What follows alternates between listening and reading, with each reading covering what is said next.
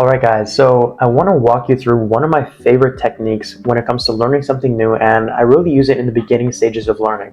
Really exciting, but I got to go through some principles and a few ideas before I get to why it really works, or at least to understand why it works. So my favorite learning principle, and you'll see how this connects to the technique.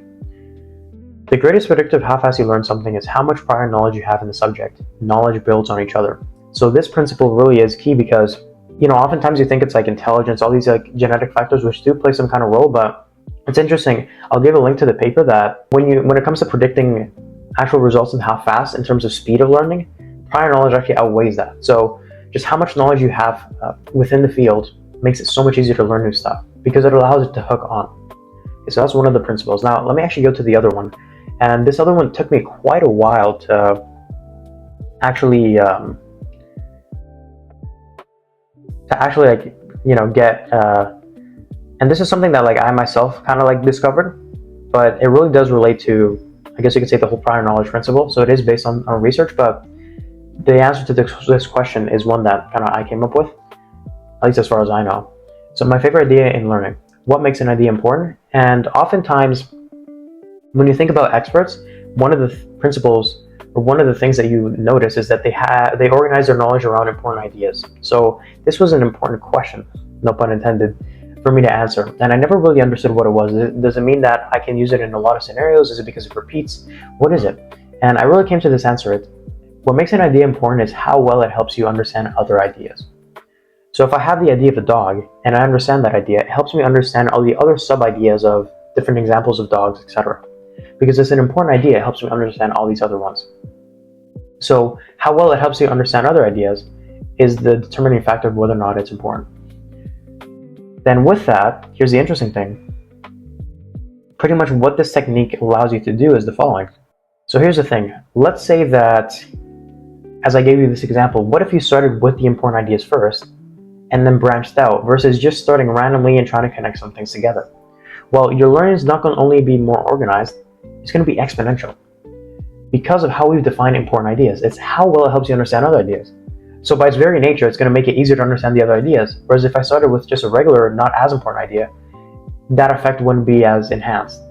Because it wouldn't help me understand other ideas as much as starting with these more important ones. So not only is it more organized, but it's also exponential in terms of how fast you learn. Because it'll literally, by definition, how well it helps you understand other ideas. So that's one principle, but here's the interesting thing.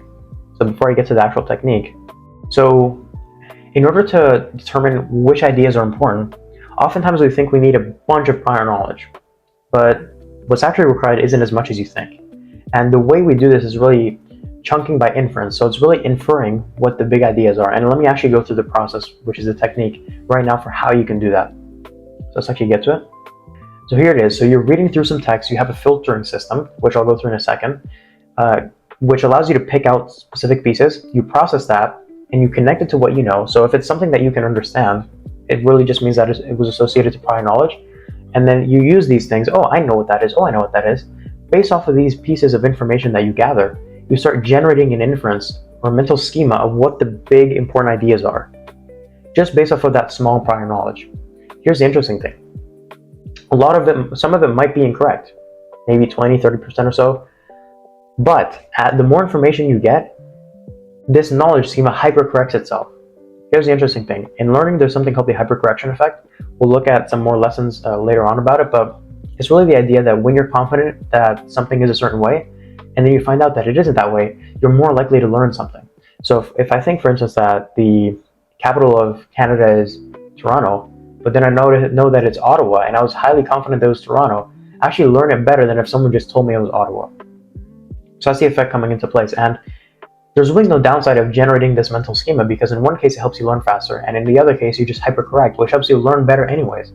So I love this process. Let me actually quickly go through the filtering system. So as you go through and you read it to text, you're going to break it down into different components, like different words, etc. And then you just, as you're reading, you're like, oh, is this like piece of information relevant? Like, do I understand it? Does it connect to prior knowledge?